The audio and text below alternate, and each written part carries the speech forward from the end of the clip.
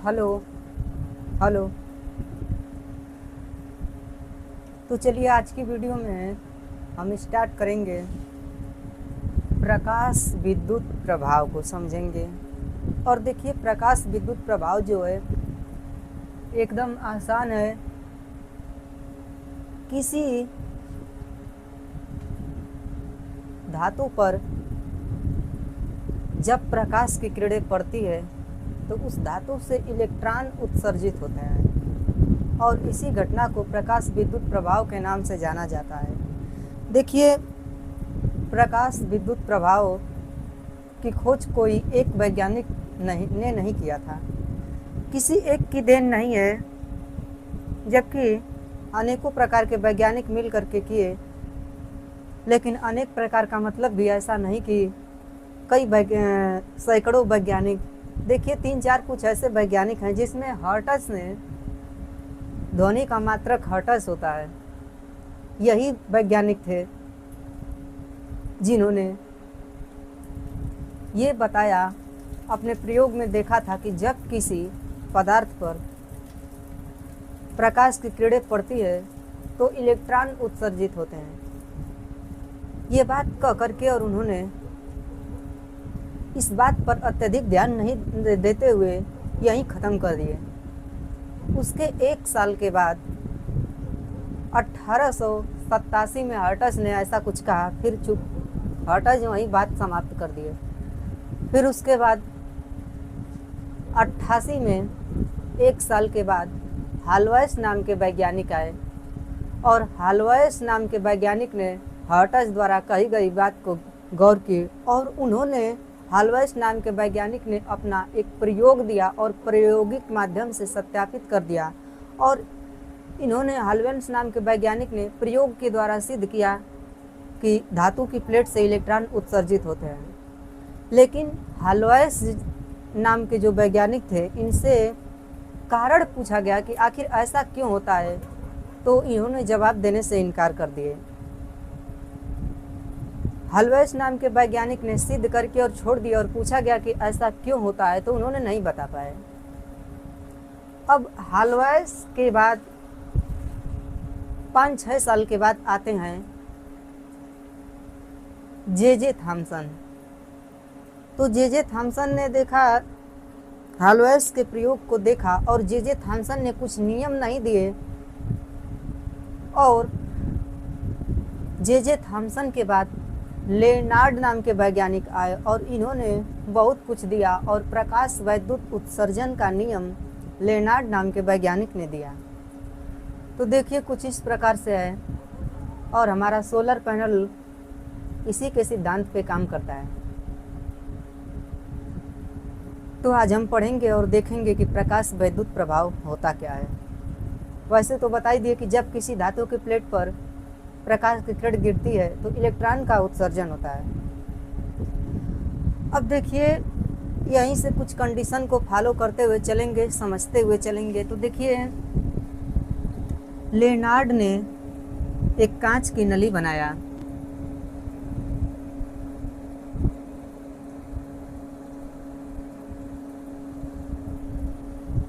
Lennard नाम के वैज्ञानिक ने एक कांच की नली को बनाए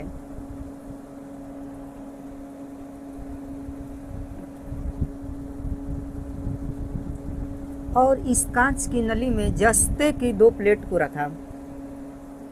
ये कांच की नली से हवा बाहर निकाल दिए, अर्थात इसमें निर्वात था। कांच की नली से लेनार्ड ने हवा बाहर निकाल दिए, निर्वात बना दिए और इसमें जस्ते की 2 प्लेट को रखा।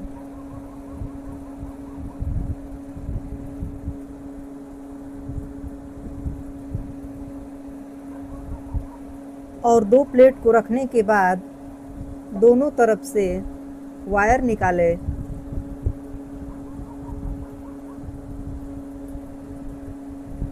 और एक तरफ बैटरी को लगाया और बीच में धारा मापी लगा दिए।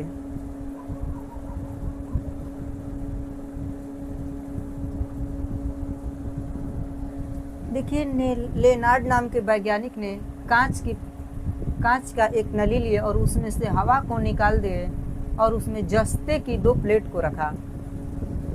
ये दोनों प्लेट जस्ते की थी।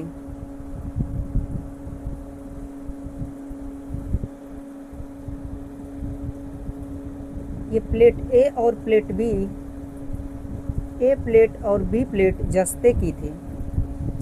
अब जस्ते की प्लेट को रखा और एक माइनस और एक प्लस प्लेट। अब हलवैस नाम के जो वैज्ञानिक थे, देखिए ये दूरी बहुत कम थी, हम ज़्यादा डिस्टेंस करते हैं, ये दूरी बहुत कम थी, ये वाला दोनों प्लेट के बीच की दूरी बहुत न कम थी। चलिए इसको नज़दीक बना देते हैं।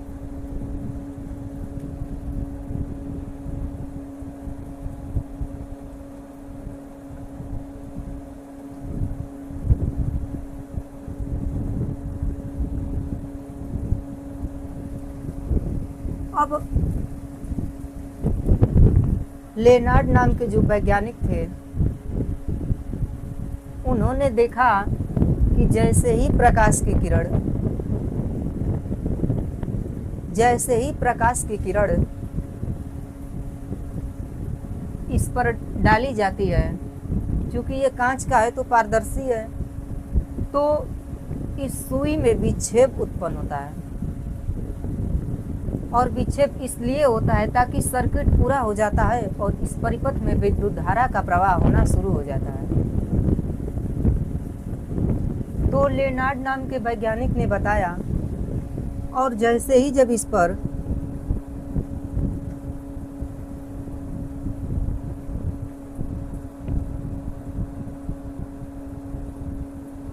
प्रकाश की किरणें डाली जाती है तो तुरंत इसमें विद्युत धारा का प्रवाह होना शुरू हो जाता है। ये कोई जरूरी नहीं कि केवल सूर्य का प्रकाश, कोई भी प्रकाश क्यों ना हो। अब ऐसा क्यों होता है, लेनार्ड से पूछा गया, लेनार्ड ने पूरा उसका विस्तार कर दिया। अब लेनार्ड यहाँ पर बताते हैं कि देखिए, जब रीढ़ प्लेट पर प्रकाश की किरणें डाली जाती है तो रीढ़ प्लेट से इलेक्ट्रॉन उत्सर्जित होना शुरू हो जाते हैं और ये इलेक्ट्रॉन धन प्लेट के कारण आकर्षित कर लिए जाते हैं। यहाँ पर मान लीजिए कि एक इलेक्ट्रॉन का उत्सर्जन हुआ और ये इलेक्ट्रॉन धन प्लेट के कारण आकर्षित कर लिए जाते हैं, क्योंकि प्लस और माइनस आकर्षित करते हैं और परिपथ पूरा हो जाता है और धारा बहना चालू हो जाती है। अब यही प्रकाश को यदि धन प्लेट पर डाला जाए तो धन प्लेट से भी इलेक्ट्रॉन उत्सर्जित होते हैं, लेकिन ऋण प्लेट, ये वाला प्लेट ऋणावेशित है तो परिपथ पूरा नहीं हो पाने के कारण इसमें धारा का प्रवाह नहीं होता है। अब रह गई बात कि लेनार्ड नाम के वैज्ञानिक ने प्रकाश वैद्युत उत्सर्जन के कुछ नियम दिए और यहीं से इन्होंने बताया कि जब किसी धातु की प्लेट पर प्रकाश की किरणें डाली जाती है तो इलेक्ट्रॉन का उत्सर्जन होता है। अब देखिए, इन्होंने बताया कि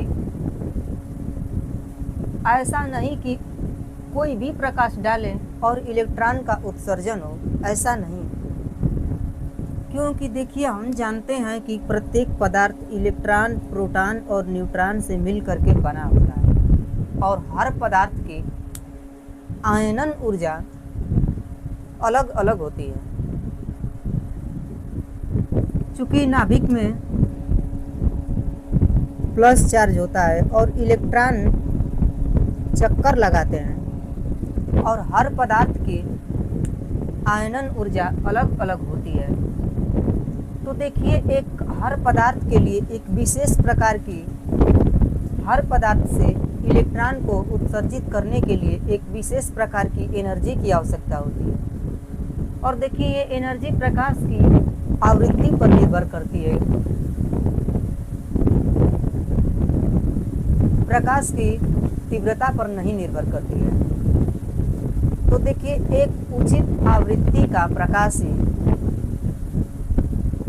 एक उचित आवृत्ति का प्रकाश जब डाला जाता है तभी जाकर के इलेक्ट्रॉन का उत्सर्जन होता है। ऐसा नहीं कि खूब अत्यधिक तीव्रता वाला प्रकाश यदि डाला जाए तो इलेक्ट्रॉन का उत्सर्जन होगा, ऐसा नहीं है। यहाँ पर तीव्रता से कोई लेना देना नहीं है। इलेक्ट्रॉन का उत्सर्जन प्रकाश की आवृत्ति पर निर्भर करता है। चूंकि प्रत्येक पदार्थ के लिए आवृत्ति अलग अलग होती है तो ये नियम हो गया। अब इलेक्ट्रॉन जो उत्सर्जित होता है तो इलेक्ट्रॉन की जो गतिज ऊर्जा है वह प्रकाश की तीव्रता पर निर्भर करती है। जितना तीव्रता वाला प्रकाश इस प्लेट पर पड़ेगा उतने इलेक्ट्रॉनों की संख्या में वृद्धि नहीं होगी। ये नहीं कि अत्यधिक तीव्रता वाला प्रकाश डालने पर 1 से 10 से 20 इलेक्ट्रॉन का उत्सर्जन नहीं है। अत्यधिक आवृत्ति डालेंगे तब जाकर के इलेक्ट्रॉन की संख्या में वृद्धि होगी। हालांकि जब प्रकाश की तीव्रता बढ़ाएंगे तो एक ही इलेक्ट्रॉन का उत्सर्जन होगा, बशर्ते कि इलेक्ट्रॉन तेजी से ऋण से धन प्लेट की ओर तेजी से जाएंगे, क्योंकि इलेक्ट्रॉन की गतिज ऊर्जा बढ़ेगी। इलेक्ट्रॉन की संख्या में वृद्धि प्रकाश की तीव्रता पर निर्भर नहीं करती। तो इसमें कुछ प्रकाश विद्युत प्रभाव में है नहीं। आज की वीडियो में बस इतना ही। बाकी एक अल्बर्ट आइंस्टीन ने प्रकाश विद्युत प्रभाव को गहराई से समझाया है और उन्होंने पूरे डिटेल में समझाया है। तो आइंस्टीन का प्रकाश विद्युत प्रभाव अगले वीडियो में देखेंगे। तब तक के लिए आज की वीडियो में बस इतना ही। फिर मिलते हैं अगले वीडियो में।